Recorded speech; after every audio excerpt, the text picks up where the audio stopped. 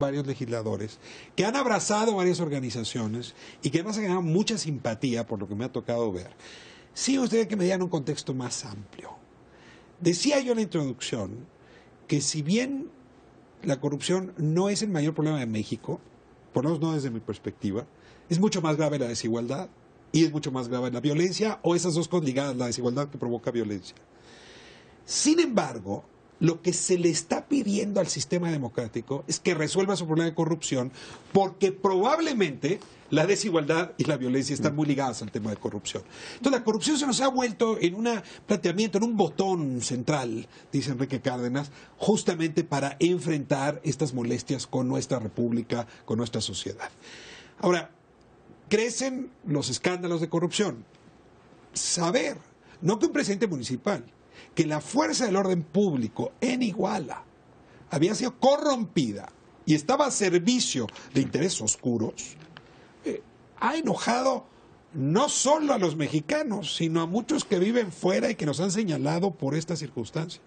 Ha sido denunciado por revistas internacionales y analistas.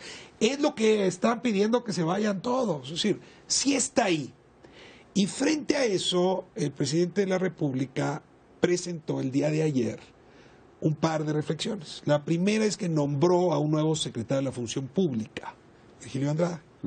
Y la segunda, lo cito textual, dijo que hacía votos para que en el Congreso pasara la reforma del sistema anticorrupción. Ese fue el discurso de ayer y me parece importante empezar por ahí. ¿Abrazaron con entusiasmo el discurso del presidente? ¿Les gustó? ¿Coinciden con él? Me parece que es un paso en la dirección correcta, se podría decir. Creo que hay varios puntos, dejó mucho que nos... Deseamos ver muchos más puntos que no se vieron reflejados en ese discurso. En el tema específico de las declaraciones de conflicto de interés, me parece muy importante ese punto. Qué bueno que se esté platicando de obligar o pedirles a los funcionarios públicos que a partir de mayo hagan públicos estas declaraciones de interés. ¿Tú crees que es una buena idea que él diga, a ver, quiero que esta persona que va a tomar posesión revise si caí o no, incurrí o no en conflicto de interés? Eso es lo que tú dices, va por la dirección correcta. No, eso me parece que está muy mal. Creo que en ese sentido, él está pidiendo a un subordinado que revise su expediente y esta persona está en una situación de perder. Si la función pública determina que no hubo conflicto de interés, me parece que va a haber un sentimiento generalizado por parte de los mexicanos de que no se investigó y que no se hizo justicia. Y si del otro lado resuelve que sí hubo conflicto de interés, a lo mejor le cuesta su chamba a este señor. Entonces creo que esa parte del anuncio dejó mucho. ¿No te gustó? No me vamos gustó, a centrarnos en esa, ¿no? Pero sí dijo de las declaraciones de interés de los funcionarios públicos, y la precisión es, qué bueno que los funcionarios públicos llenen este formato de declaración de intereses. Lo importante, que no se mencionó ayer, es que estos formatos deben de ser públicos. Claro. Sí, perdón, lo que pasa es que yo coincido plenamente con esa posición. A ver, yo creo que lo positivo del mensaje de ayer es, por primera vez, nombrar, como dicen los norteamericanos, al elefante en la habitación, ¿no? Nadie había hablado de conflicto de interés, bueno, se está entrando al tema.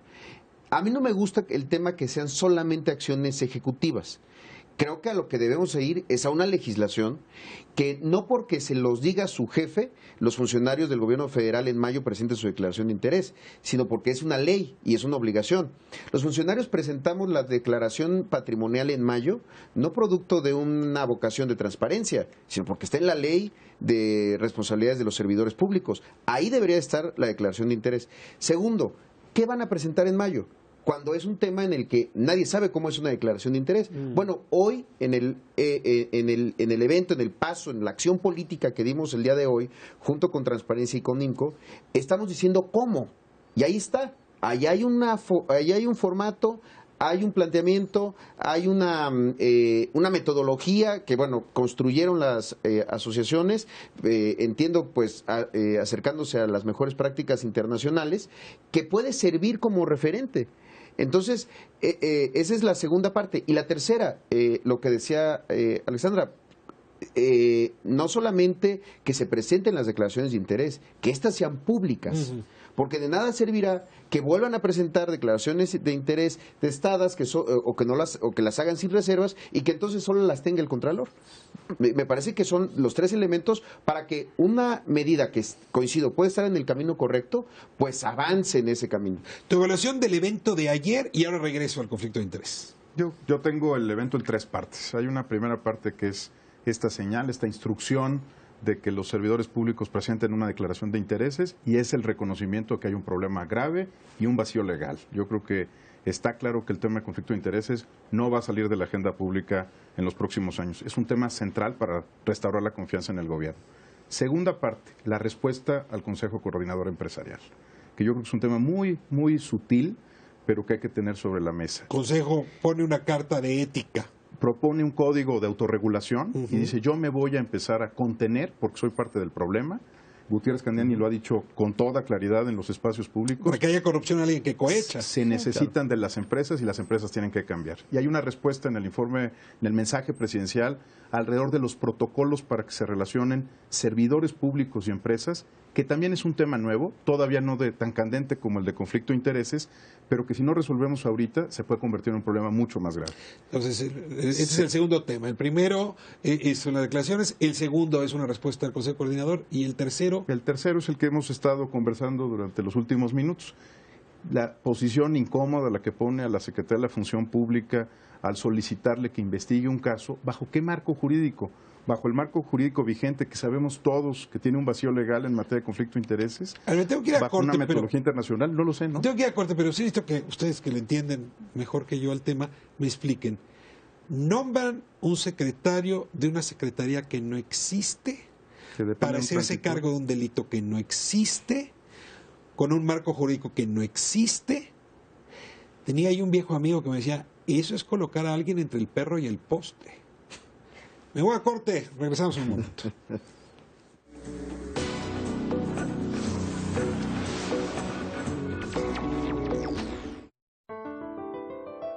Deambulan por las calles. Sobreviven en albergues. Son víctimas de abandono y pobreza. Están expuestos al abuso, el maltrato y la violencia.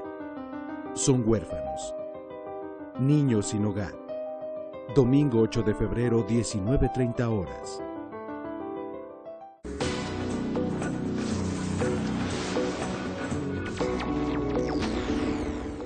Pero estamos hablando sobre el conflicto de interés, esta propuesta que han hecho de 3 de 3, en extenso le dedicaremos este bloque, pero sí les pido que me ayuden a resolver esta pregunta que les lanzaba antes de irnos a corte.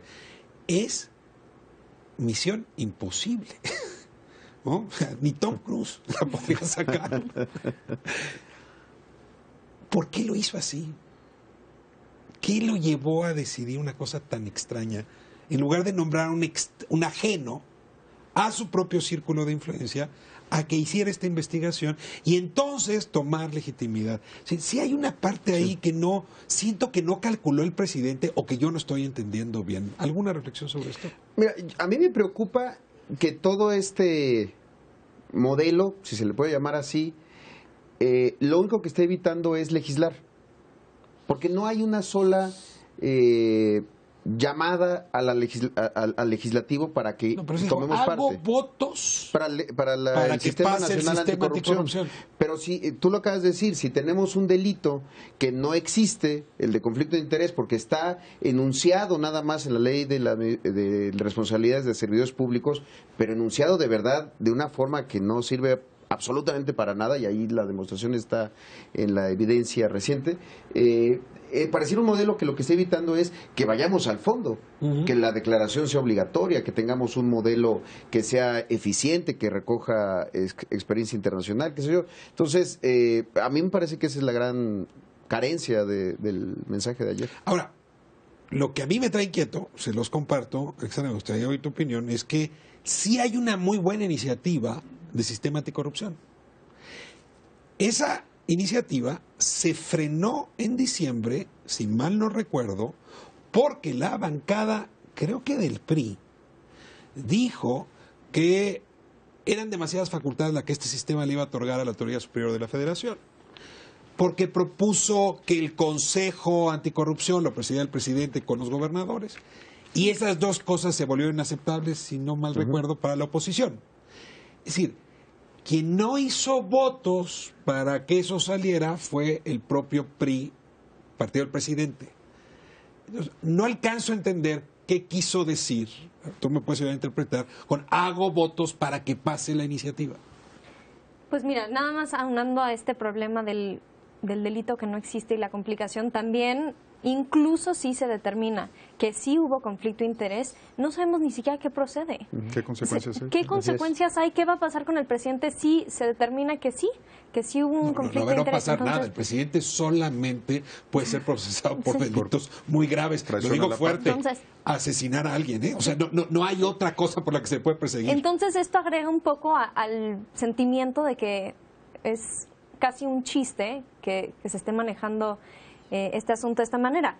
Pero bueno, pasando al sistema anticorrupción, sí había una propuesta muy en forma que venía abrazada de muchas organizaciones de la sociedad civil. Lamentablemente se frenó, como bien dices, por el mismo PRI, y yo creo que el discurso de ayer de decir que se pase algo que nosotros mismos un poco frenamos, es decir, pues les echo la bolita a su cancha y no está en la mía. Yo creo que sí se tiene que volver a retomar este tema y ahora sí viene con los votos del presidente, pues esperemos que su partido le dé el paso. A ver, una última pregunta. Bueno, ya soy. El presidente ya votó con V de vaca o votó con B alta el sistema anticorrupción. Yo creo que donde están trabados, y te soy muy sincero, es en una vieja práctica política donde lo que prometes lo cumples. Y como el presidente dijo en campaña que necesitábamos una Comisión Nacional Anticorrupción, desdecirse frente a la opinión pública y decir, esa idea no es buena, lo que logramos pasar en el Congreso con votos de todas las fuerzas políticas, sobre todo en el Senado, en diciembre del año pasado, no es lo que se necesita en el país y necesitamos una articulación nueva de políticas públicas, un sistema anticorrupción. Es prácticamente imposible bajo la lógica presidencial. Yo creo que donde están trabados es en eso.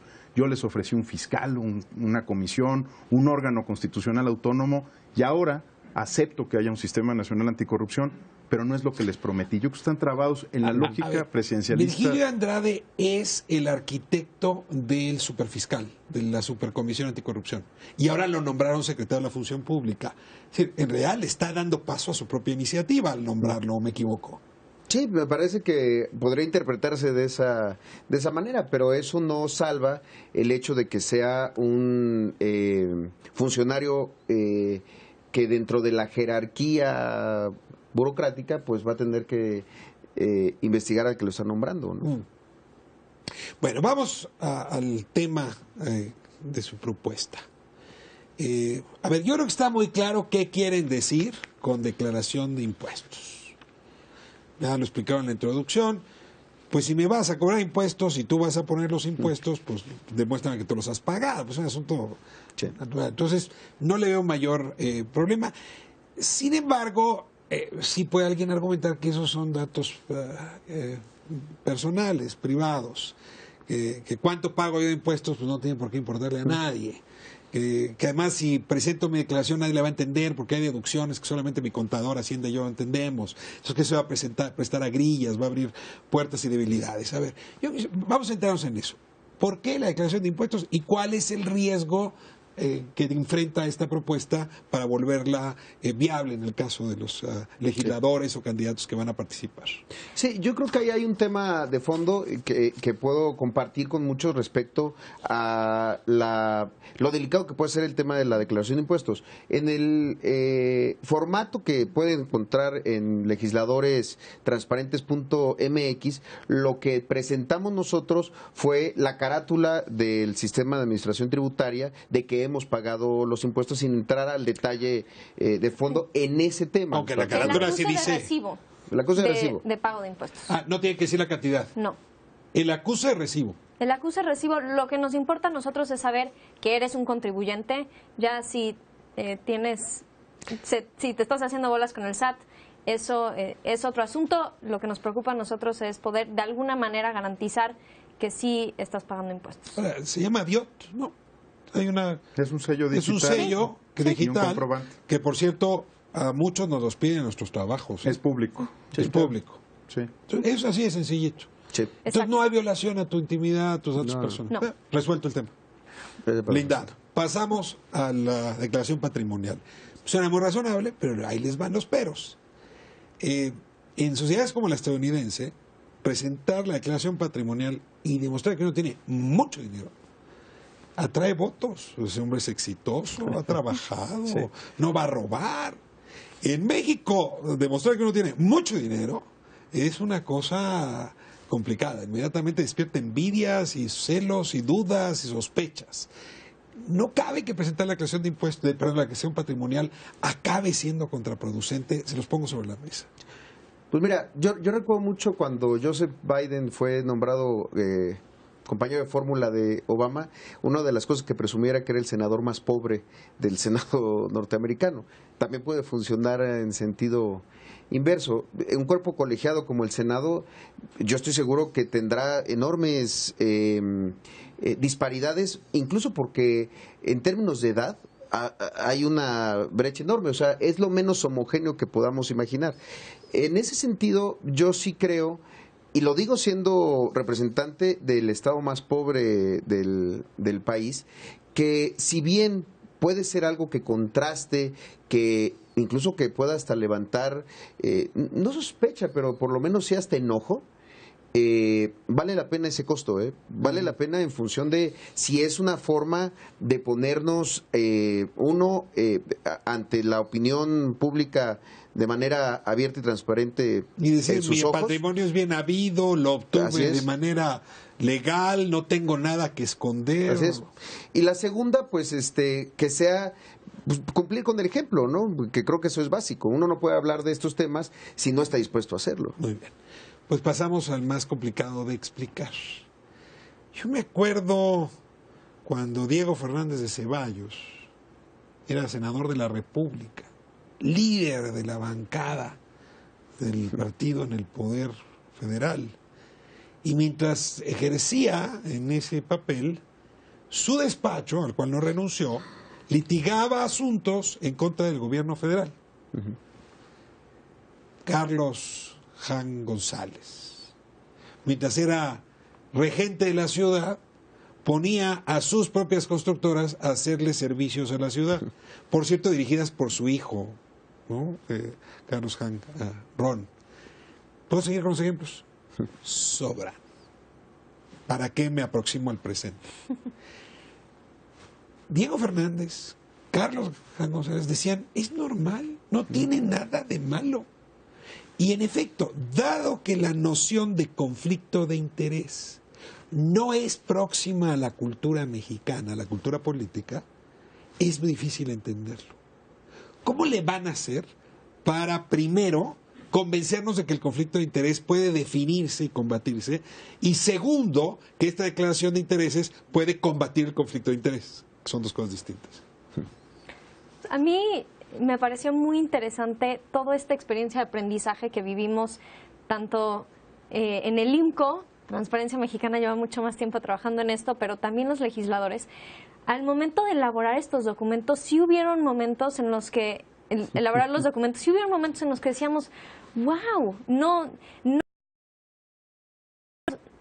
habíamos analizado que a lo mejor recibir un regalo de Navidad que uno no lo asocia con un conflicto de interés, a lo mejor sí pudiera ser percibido como uno. Entonces, creo que parte de compartir esta iniciativa y que más gente se sume es justamente empezar a compartir este proceso de aprendizaje con muchos mexicanos, que todos somos, este tema es nuevo para todos nosotros.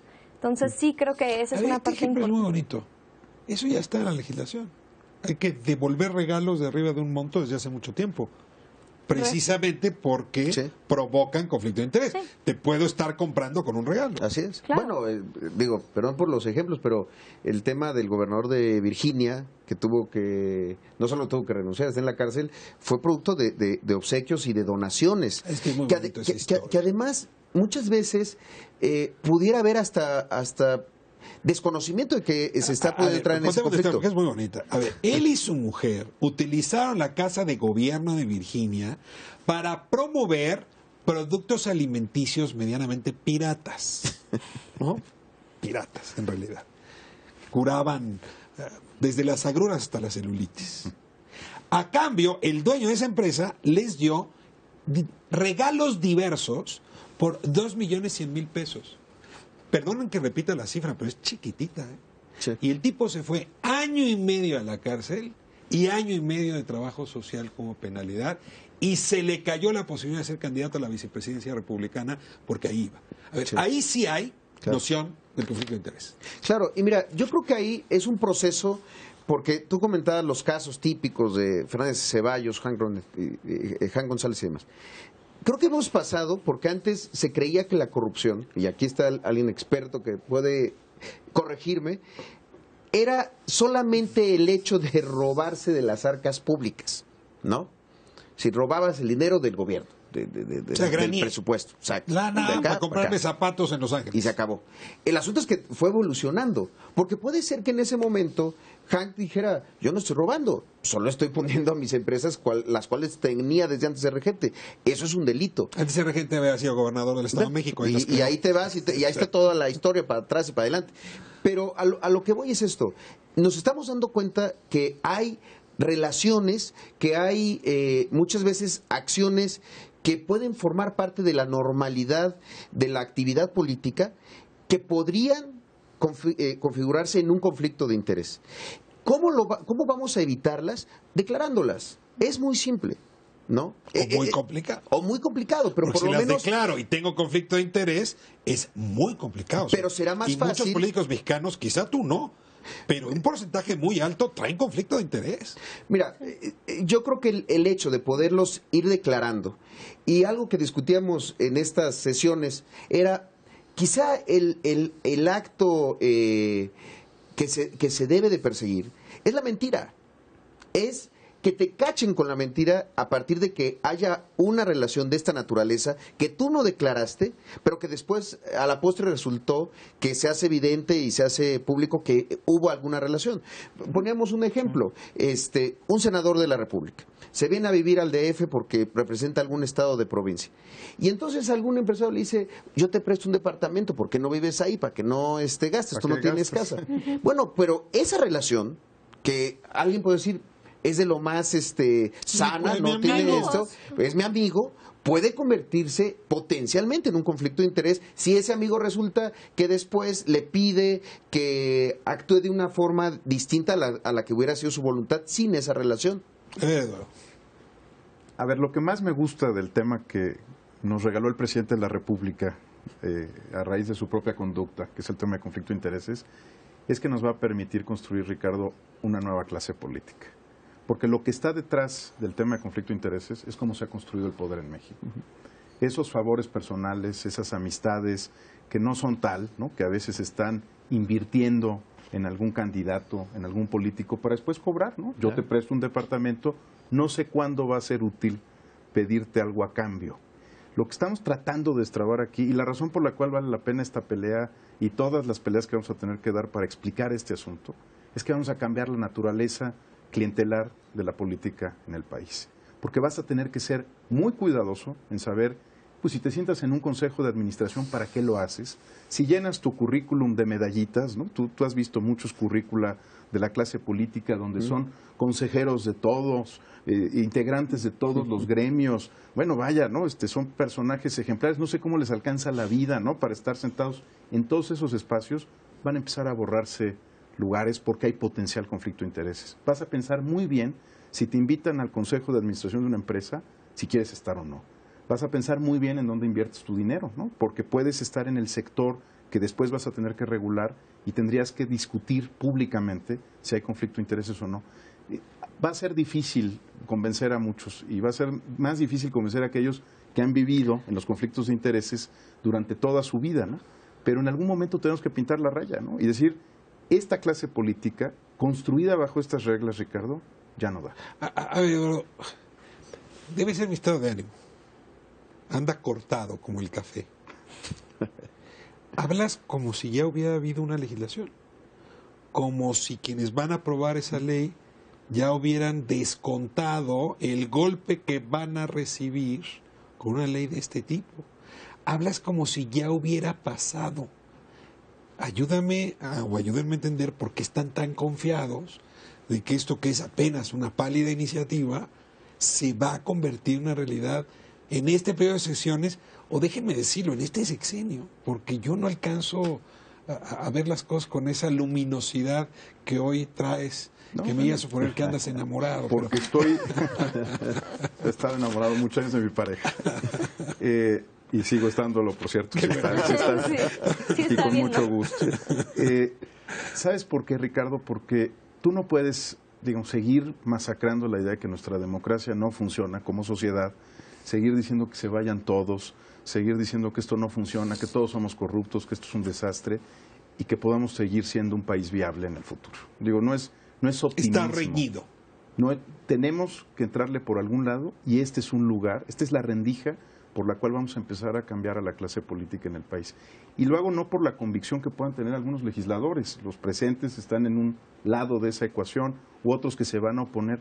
Lo hago por la convicción que tú y yo llevamos, por ejemplo, años discutiendo que se necesitaba un sistema anticorrupción y no solo un SAR anticorrupción. Nos ha tomado, ¿qué te gusta? ¿15 años? Digamos, 15 años de estar insistiendo en el tema.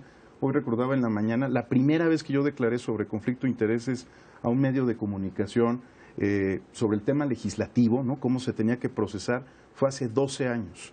La primera vez que hubo una nota en el periódico sobre este tema. No tengo la menor duda de que el contexto político actual, pero sobre todo la sensación social de que esto ya no da para más, requiere que la clase política cambie. Me fuerzas a argumentar mi pesimismo. Si se aprueba una ley así, vas a afectar los intereses de quienes tienen que aprobar una ley así. Hay un círculo vicioso que no veo cómo se rompe. Que no va a ser fácil de romper. Y si en las elecciones del próximo mes de junio hay un voto decidido de la población por un partido, por una clase política, esa clase política va a decir, a mí no me importa lo que discutan allá afuera, ni eso que ustedes llaman viabilidad del país. Las urnas me ratificaron este cargo, es que a volar con el tema del conflicto de interés. Pero a ver, voy a corte y regresamos. Te toca la palabra. Regresamos.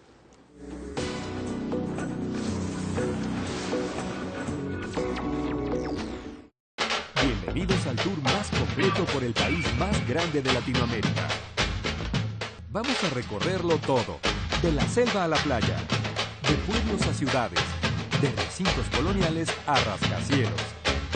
Acomódate en tu asiento porque arranca Expreso Brasil. Miércoles 23 horas.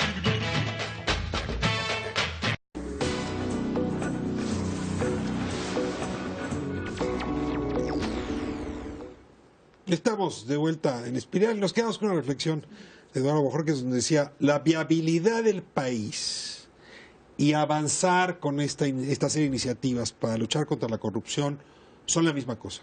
Y si no van juntas, no hay viabilidad del país. Y ahí te interrumpí, Zoe, por el corte. A ver, yo me quedé porque creo que este es un ejercicio en el que tanto los legisladores que estamos comprometidos con esto, como las organizaciones, tenemos la tarea de convencer. Esa es nuestra chamba en este momento. Convencer, y sé que es difícil convencer cuando hay tanta desconfianza y cuando hay un desánimo. Convencer de que se puede construir una legislación anticonflicto de interés, anticorrupción. Mira, quizás porque hemos estado leyendo a Víctor Hugo y creemos que no hay nada más poderoso que una idea a la que le ha llegado su tiempo. Y yo sí que lo veo en el aire. Siento que este es el momento.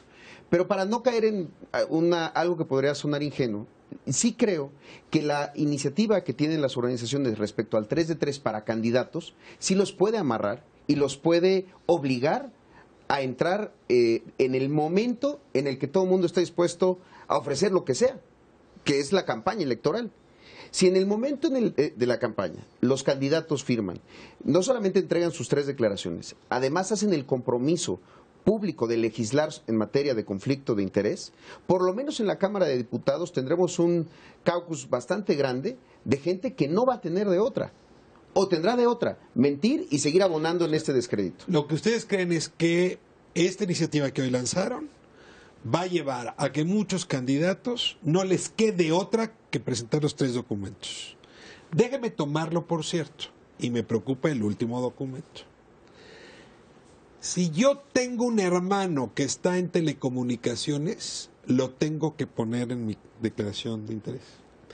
Sí. Si mi esposa está metida en temas de regulación farmacéutica, lo tengo que poner.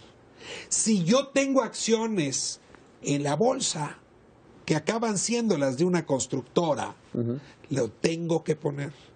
Si me gusta el color azul, Eso sí no lo tengo. estoy exagerando un poco, pero en efecto, si me gustan los caballos, si disfruto el golf, y eso me liga con negocios de infraestructura inmobiliarios, lo tengo que poner. Es decir, perdón que utilice el término porque viene de la cultura sajona, full disclosure. Sí. Así se llama.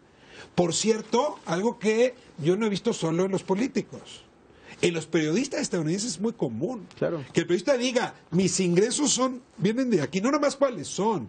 Yo gano de aquí, de aquí, de aquí, doy conferencias, y por lo tanto puede haber conflicto de interés, lo hago patente para que quien me busque ahí. Cabe la posibilidad de precisar cuáles son los requisitos de esa declaración de interés. Supongo que esas han sido sus reuniones. Díganme qué lleva esa declaración de interés.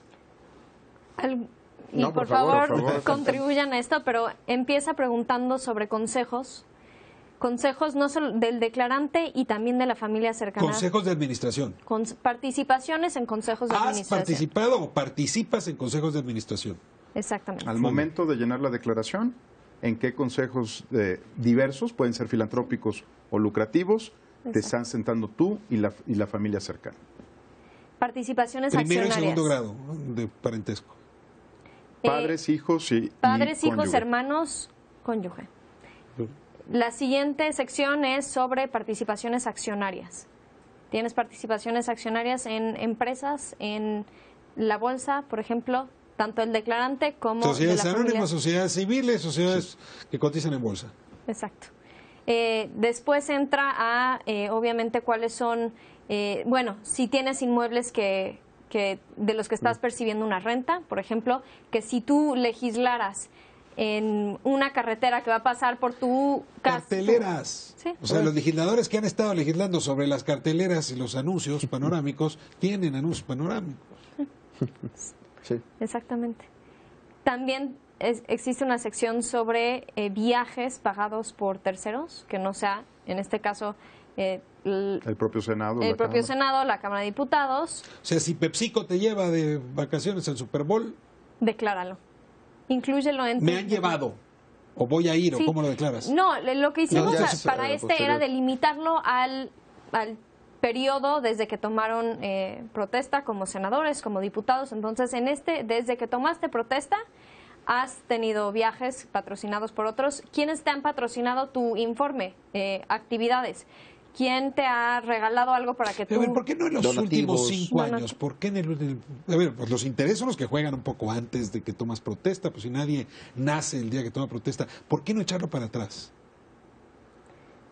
Un poco la idea era delimitarlo como un primer ejercicio. Obviamente de todo se va a aprender y yo creo que a partir de esto vamos a determinar si nos vamos 5 años para atrás o más. ¿Cómo o... es el full disclosure de los candidatos o de los funcionarios públicos en Estados Unidos? Tú que conoces bien esa legislación. No, bueno, la verdad que sí es un cuestionario enorme y llegan a muchas cosas más, pero sí hay un tema, el hecho de que sea sobre el encargo es porque el conflicto de interés ocurre sobre acciones o decisiones que tomas en función de tu encargo.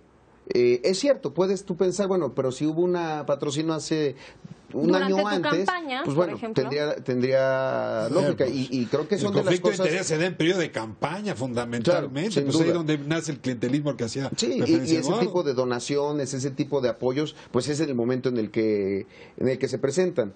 Nada más para complementar esto, hay otro apartado que es muy relevante, tú lo mencionabas con el tema de Diego Fernández Ceballos, aunque puede ser, en ese caso, pues era dueño de una empresa, pero también otras actividades profesionales. Hay senadores que se dedican a otras actividades profesionales o que incluso pueden estar hasta empleados por alguna empresa en el momento del cumplimiento de su encargo, pues nada más que lo digan y si es remunerado o no, etcétera, ¿no? El tema de las reglas de contacto se incorporó, que a partir del inicio del encargo a la fecha de la declaración, digamos, cualquier reunión con grupos de interés que hayamos llevado a cabo se quedó con Es pública. Sí, que sea pública. No lo puede hacer en un yate frente a Iztapa. Bueno, pues en el mejor de los sentidos, Bueno, ojalá. lo puedes hacer, que no no. lo tienes que registrar. Bueno, pero exacto, eso es cierto. O sea, si tú llevaras a cabo una reunión con un grupo de interés que decidió hacerlo en un yate en Ixtapa, pues lo declaras y punto, ¿no? Ahora, a ver, a mí esa información no me sirve de nada. Si no es la que me lleva, paso 2, Sí. a definir conflicto de interés. O sea, en realidad ese es el alimento del Para poder que cruzar. Sí. el que toma, que abreva el animal que se llama conflicto de interés. Deme el paso 2. En el momento que yo hago esa declaración, puedo caer en conflicto de interés, sí, y denme ahí también, por favor, los elementos. ¿Cuándo hay conflicto de interés, según las reflexiones que ustedes han estado haciendo? Primero, creo que vale la pena mencionar, para que sea muy claro, todos tenemos intereses y el problema no es que tengamos intereses. Creo que una persona sin intereses no existe.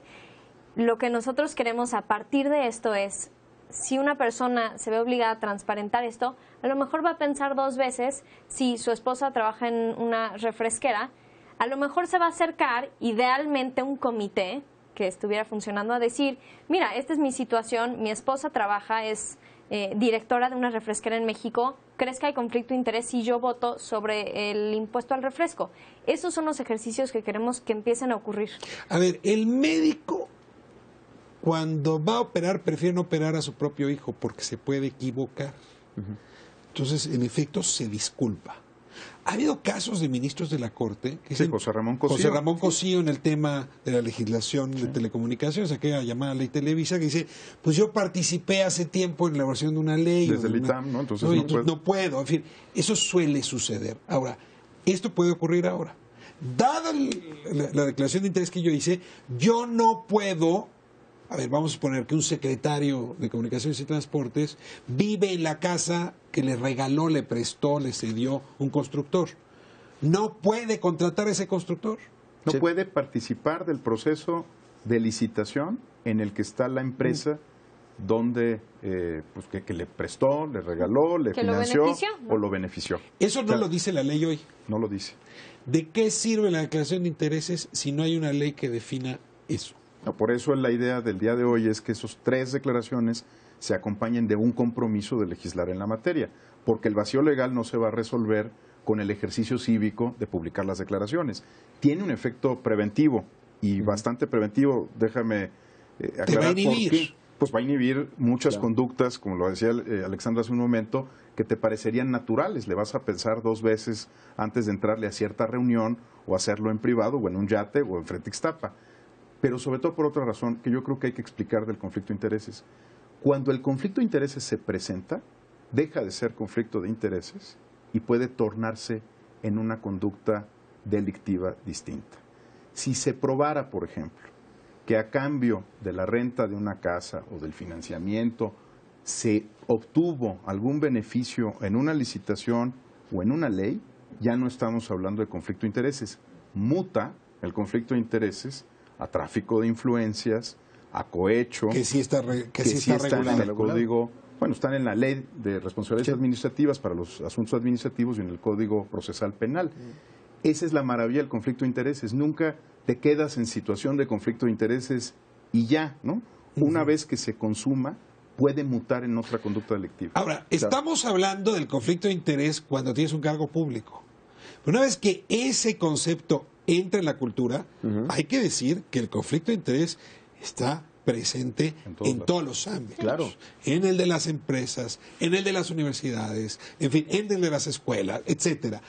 ¿Cabe la posibilidad de que regulándolo se dé una reforma cultural, dejen de plantearlo así, que invada con su bondad o con su beneficio a otras áreas del espacio mexicano? Yo creo que sí, porque uno, el conflicto de interés y presentado de esta manera, sin duda una parte fundamental es tener quién es el que define si hay conflicto de interés y cuál es la acción recomendada hacer. Muchas veces puede ser simplemente excusarse en una votación, por ejemplo, para el tema de los legisladores. Ahora, ¿por qué el cambio cultural puede ocurrir desde mi punto de vista? Porque sí creo que hay un sector que está tan fusionado entre los negocios y la política que al ver cuáles son los tantos requisitos para poder entrar y permanecer en la actividad pública, creo que lo van a pensar dos veces. Aún no lo creas, parte de esta reflexión a mí me llevó leer tu libro del Mi Reinato. Porque justamente es esa mezcla de repente entre intereses económicos, intereses políticos y de muchas veces jóvenes que están entrando a la política solamente con el incentivo de hacer negocios. No entran a la política con una lógica la distinta. Constructora y construyen su candidatura al mismo tiempo. Al mismo tiempo, casi con el mismo notario que valida su registro de candidatura. Bueno, eso es donde creo que podemos sembrar una semilla para hacer una modificación, como decía Eduardo, de la clase política, poner una raya y decir hasta aquí, y dos, en una cultura que también nos involucra a absolutamente todos. Porque efectivamente, los empresarios tendrán que pensar que si yo tengo el hábito público de hacer públicas todas mis reuniones con todos aquellos que yo pueda considerar preventivamente que me puedan llevar un conflicto de interés, pues quizás se van a pensar dos veces si me ofrecen algo indebido. Que además también me obligaría también a una denuncia.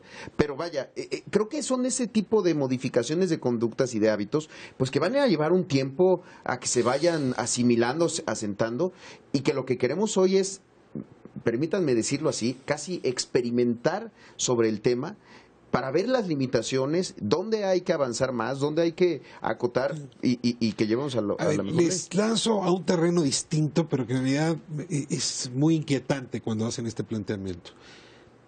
Vamos a suponer que Eduardo tiene razón y se logra una iniciativa de este corte.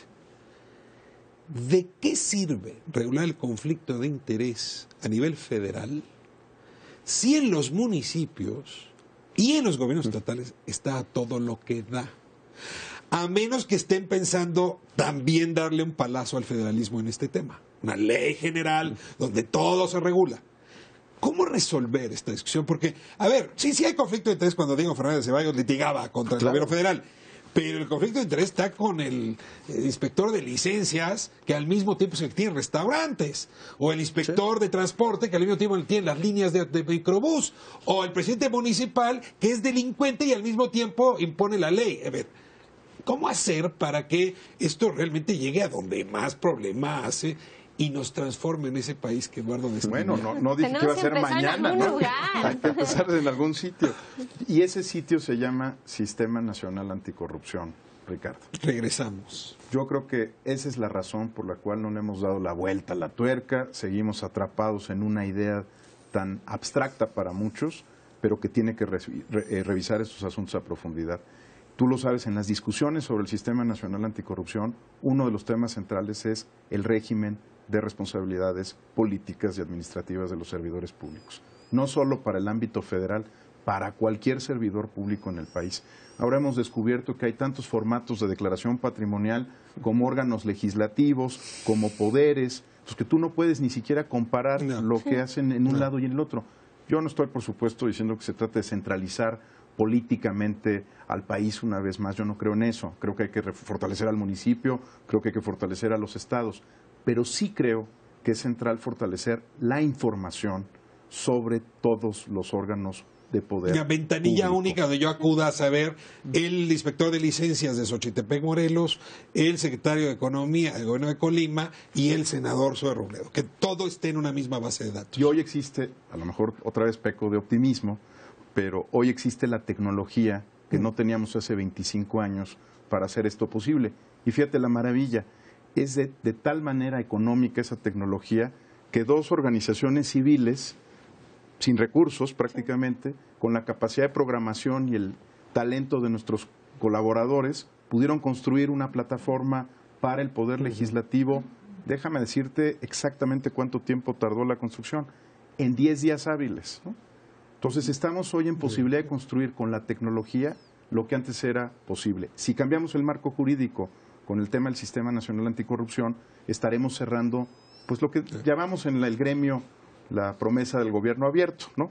Combinar participación ciudadana, nuevas tecnologías y un marco jurídico mucho más efectivo para estos temas. Pues yo sí quiero festejar la iniciativa de Belisario Domínguez, que él puso en su aniversario, el senador Zoe Robledo, y felicitar que ha sido un senador el que lo hizo.